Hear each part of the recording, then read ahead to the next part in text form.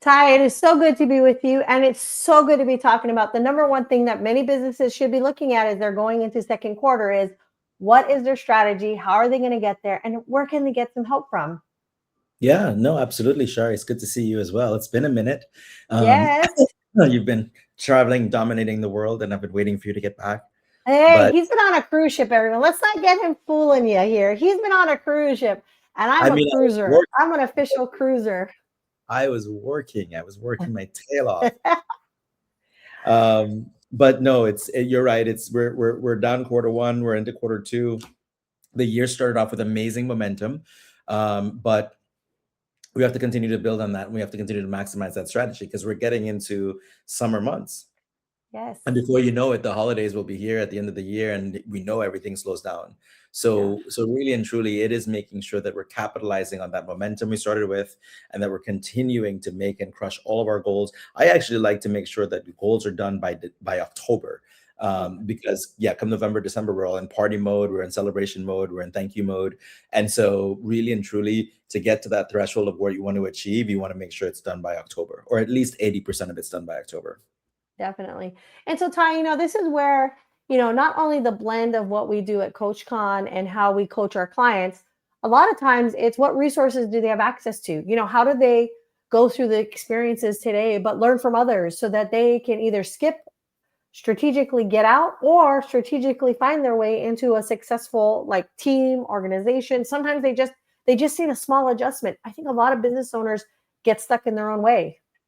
Yeah, no, I mean, listen, because you're constantly working in the business, you forget about on the business, and on the business is what needs to happen in parallel to in the business. You can't do it every day, but you should certainly have time carved out where you're actually looking at the business and making sure that you understand the numbers, the financials, the business plan matches, pivots that need to be made are being made, and then you're giving yourself time to sit in those changes, to make sure you're maximizing an ROI, to make sure that those pivots were the right pivots or whatever needs to be adjusted, to analyze the KPIs and change them accordingly, or grow them and scale them. But all these things need to happen, right? And it's hard to do it when you're a Mm. founder and you're starting off on your own, or you're a founder, and you really are just only in the scope of your business. Business and entrepreneurship, as we know, as we've said before, is isolating. And so you're coming in there as an expert in one particular area, but having to build this whole business, not knowing other parts of the thing and having to figure it out as you go. Partnering with somebody who can help you and support you and resource you in that area is the way to go. Partnering with somebody who lives and breathes a part of the business, in their own life all day, every day, that you don't get to because you have other parts of the business to focus on. That's the ultimate key to success. Mm. And I like that word partner. And guys, we're not saying you're going to sell off your company. We're not saying you're going to give 20% to someone else. And we're definitely not saying that, today's the day to make that decision. What we're trying to do is give you some options because it is lonely. You definitely have, everything on your plate on top of everything else that you probably need to deliver. If you're solo, if you have employees, there's an extra pressure because you're trying to make sure that everyone's firing off on the same, motion and expectations. But Ty, when we look at a business, especially today, a lot of business owners are experiencing, this growth pain, right? Is it capital? Is it strategic? Is it needing a coach? Sometimes they need more employees. And so they're not really getting ahead of it because they're reactive to what's going on in their business. Yeah, like we said, they're in the business, they're head down, and you're trying to get from one day to the next, to the next, to the next, and then they forget about, some of the plans that they made. It's so easy for us in October, November, December to make a plan for the year, and then before you raise your head, it's October again, and you forgot to look at the plan along the way and see how it changed or what needed to change with it. And so, yes, as a business owner, and there are different forms. You're right, Shar. It doesn't have to be you give up partnership in the business, right? It couldn't be that you very well have, a board of advisors, or you have a coach, or you have a strategic partner. You're my strategic partner. Like, we work Mm-hmm. with you, making sure that we're in the market and we're very present, and people are hearing what we have to say, and in turn we work with you and making sure that you have a value offering to be able to offer some of your folks, your clients. And Right. so this is how you form a strategic partnership, right? And you share revenue and you share opportunities as they come up. So you don't have to commit any equity. You don't have to commit your business to another person. but you do have to take a stand and figure out, am I achieving the best and the most amount of growth that I can achieve? Am I serving people the way I want to serve them? And if I'm not, how can I best do that in a way that really gives me the best chance of success without sacrificing anything that I have to do with my money or my business? Mm. So, service-based business owners, Ty, I see a lot of times just coming back from Vegas, and I'm sure on your cruise, a lot of times, they work themselves into a job. And Mhm. really, that's totally fine. We don't want you to ever feel like Ty and Charlene got together and said, service-based business owners, solopreneurs who turned into a job. That is not what we're saying. We're saying that this step that's critical for you to grow is so that you can have that feeling, and this is a feeling, and Ty, I learned this over the week in Vegas, is that sometimes it feels stressful, but it's not. It's just that it's in our head. Yeah, I think you kind of nailed it on the head. I think feeling, and I would say freedom as well. And we all get into business because of a few things, right? One, we're an expert in what we do. Two, we want that financial freedom and be able to break that glass ceiling of whatever it takes to work for somebody. And three, we want that time freedom. We want to be able to do the fun things we love with our family, our friends, Mhm. be able to travel when we want to travel. And so that's why we jump into business: finances, freedom, and security. And in knowing that all of those things exist and are possible, sometimes we still get into business and we get mired into, as you say, Shar, a job.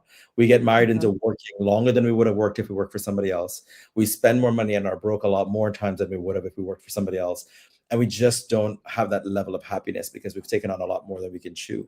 And this is where that resource pool, this is where that support system, this is where that, hey, can you look at this for me real quick? Hey, can you tell me where I am with these numbers? Can you help me support this proposition or this thesis, or what do you think about this idea? That's where that comes into play. It's making sure that you aren't on this isolated journey alone, doing the worst, Right. being at your worst till you get to your best, and making sure that you can get there quicker because you have a partner in the game. Exactly. So everyone, sometimes you need to, take a step back, look at your business with someone who's not married to the problem every day or is the problem.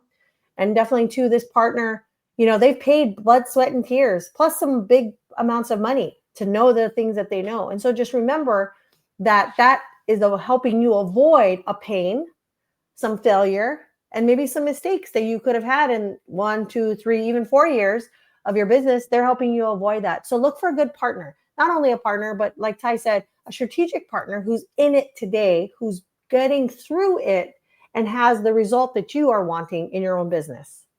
So one of these things I wanted to do a quick case study. I was introduced to someone in the finance world, and this is how a partner can help. And this was another person who had access to capital, right? And so, as you know, we have a commercial loan brokerage, and we provide capital when people need capital. And so I got a call from another broker who was working on a project for someone.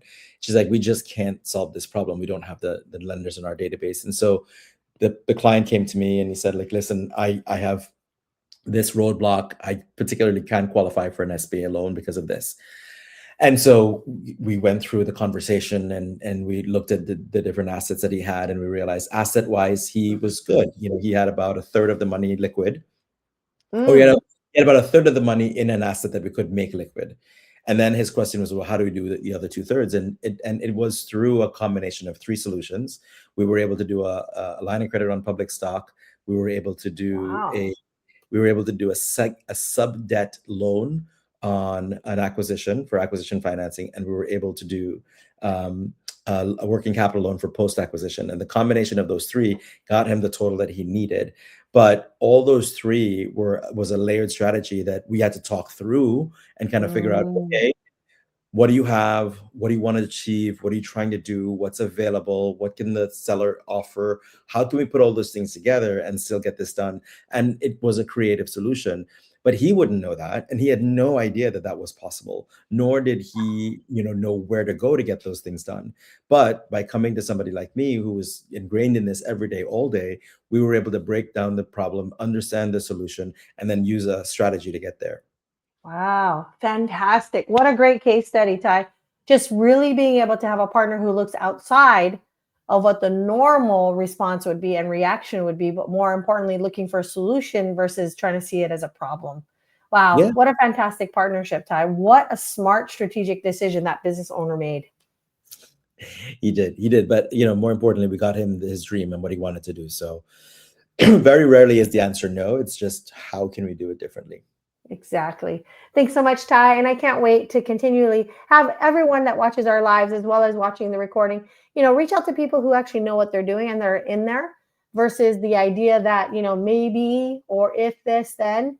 It's really kind of getting to what I call the solution sooner, faster, more strategic than ever. Thanks so much, Ty. Thanks, Shar.